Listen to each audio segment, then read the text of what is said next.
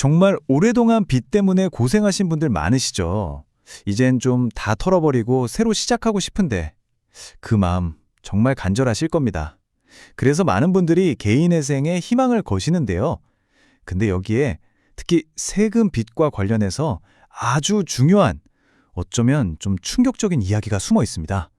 오늘 바로 그 얘기를 한번 제대로 파헤쳐 보려고 합니다. 자, 그래서 가장 궁금한 게 이거 아닐까요? 개인회생 신청하면 밀린 세금도 좀 어떻게 해결되지 않을까? 다른 빚처럼 이것도 좀 탕감받고 그렇게 새 출발할 수 있지 않을까? 다들 그렇게 기대하시잖아요. 과연 정말 그럴까요? 결론부터 딱 말씀드릴게요. 그럴 수 없습니다. 네, 정말 안타깝지만 아니요가 정답입니다. 이게 바로 많은 분들이 미처 생각지 못했던 함정이고요. 오늘 우리가 할 이야기의 가장 중요한 시작점이 바로 여기입니다. 자, 그럼 이제부터 왜 그런 건지 한번 제대로 파고들어 보겠습니다. 아니, 개인 회생이라는 게 분명 빚에서 벗어날 수 있는 아주 강력한 방법이잖아요. 근데요, 이 세금 문제만큼은 글쎄요, 오히려 상황을 더 최악으로 만들 수도 있는 아주 치명적인 덫이 숨어 있다는 겁니다. 바로 이 차이 때문입니다. 보시면 개인회생을 하면 일반 빚은 원금의 상당 부분에 탕감 받을 수 있어요. 그러니까 갚지 않아도 되는 거죠. 근데 세금은요?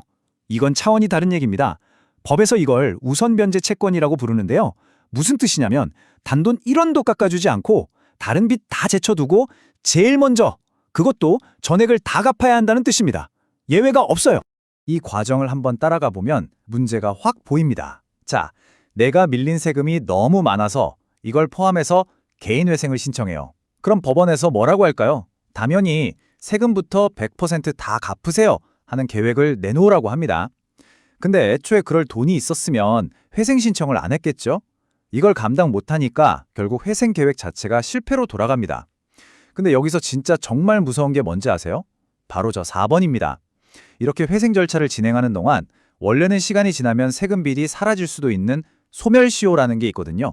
그 시계가 딱 멈춰버립니다. 와, 이거는 뭐 빚을 해결하려다가 오히려 빚의 굴레에 더 꽉 갇히게 되는 꼴이죠. 정말 딱 이런 심정이실 겁니다.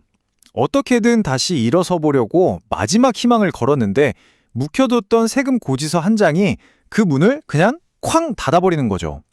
이건 뭐 희망이 아니라 발목을 잡는 족쇄가 되어버리는 거니까요. 정말 막막한 심정일 겁니다. 하지만 여기서 포기하면 안 됩니다. 이야기는 이제부터 시작이니까요. 자, 우리가 지금까지 이 덫에 대해서 알아봤잖아요? 그럼 이제부터는 그 덫에서 빠져나올 수 있는 어쩌면 많은 분들이 모르고 계셨던 숨겨진 탈출구에 대해 이야기해 보겠습니다. 바로 시간이라는 아주 강력한 무기를 쓰는 방법입니다. 그게 바로 소멸시효라는 겁니다. 이게 뭐냐면요. 아주 쉽게 말해서 국가가 우리한테 세금 내세요 하고 요구할 수 있는 권리에도 유효기간, 그러니까 타임 리미트가 있다는 거예요. 만약 이 정해진 시간이 지나버리면 국가는 더 이상 법적으로 그 세금을 강제로 걷어갈 수가 없게 됩니다. 빚이 말 그대로 소멸되는 거죠. 그럼 그 기간이 대체 얼마나 될까요? 이 표를 보시면 딱 정리가 됩니다. 국세의 경우에는 5억 원을 기준으로 5년 아니면 10년이고요. 지방세는 5천만 원을 기준으로 5년 또는 10년입니다. 그러니까 이 기간 동안 국가가 뭐 압류를 한다거나 하는 아무런 조치를 취하지 않고 그냥 지나가 버리면 이론적으로는 그 세금 빚이 사라질 수 있다는 얘기입니다. 에이, 근데 이게 그냥 법전에나 있는 얘기 아니냐고요? 절대 아닙니다. 이 법이 현실에서 어떻게 한 사람의 인생을 바꿨는지 실제 사례를 통해 한번 보여드릴게요. 지금부터 조 씨라는 분의 이야기를 들려드리겠습니다. 이분이 사업에 실패하면서 떠안게 된 세금 빚이 무려 5,300만 원이었습니다. 부가가치세에 근로소득세까지 정말 어마어마한 금액이죠. 이 빚 하나 때문에 이분의 삶은 말 그대로 송두리째 흔들리기 시작했습니다. 조 씨의 말에서 당시 심정이 어땠을지 정말 고스란히 느껴지죠. 정상적인 생활은커녕 너무 힘들어서 정말 나쁜 생각까지 하셨다고 하니까요. 이게 단순히 돈 몇 푼의 문제가 아니라 한 사람의 인생 자체를 그냥 멈춰버리게 만드는 그런 무서운 족쇄였던 겁니다. 자, 이 타임라인을 한번 보시죠. 정말 기나긴 싸움이었습니다. 조 씨는 이거 너무 오래된 세금이니까 소멸시효 지났겠지? 라고 생각했어요. 근데 세무서는 아닌데요? 저희가 계좌 압류해서 시효 멈췄는데요? 라고 나온 거죠. 자, 보통은 여기서 포기합니다. 그런데 바로 여기서 영화 같은 반전이 일어납니다. 조 씨는 포기하지 않았어요. 끈질기게 파고들었죠. 그리고 뭘 발견했냐면 세무서가 압류를 한 시점이 이미 소멸시효가 끝난 다음이었다는 사실을 발견한 겁니다. 이미 끝난 게임에 왜 끼어드냐?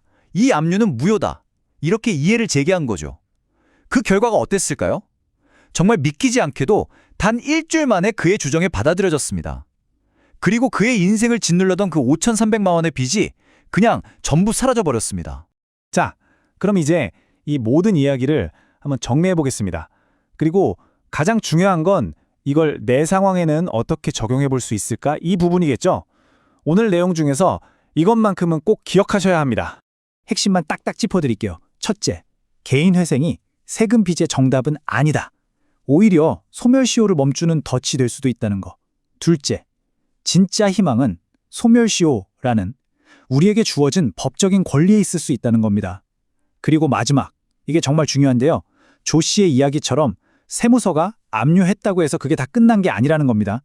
그 압류가 과연 정당한 것이었는지 따져볼 수 있고 또 싸워볼 수 있다는 사실, 이 세 가지는 절대로 잊지 마세요. 이 소멸시효라는 건요, 무슨 법의 허점을 이용하는 꼼수가 아닙니다. 오랜 시간 동안 빚 때문에 고통받아온 사람들에게 법이 마련해준, 어쩌면 우리가 잊고 있었던 권리인 거죠. 혹시 여러분이나 여러분 주변에 정말 오래된 세금 빚 때문에 힘들어하는 분이 계신가요? 그렇다면 한 번쯤 확인해 보셔야 하지 않을까요? 내가 잠재우고 있는 이 소중한 권리를 그냥 이대로 포기하실 건가요?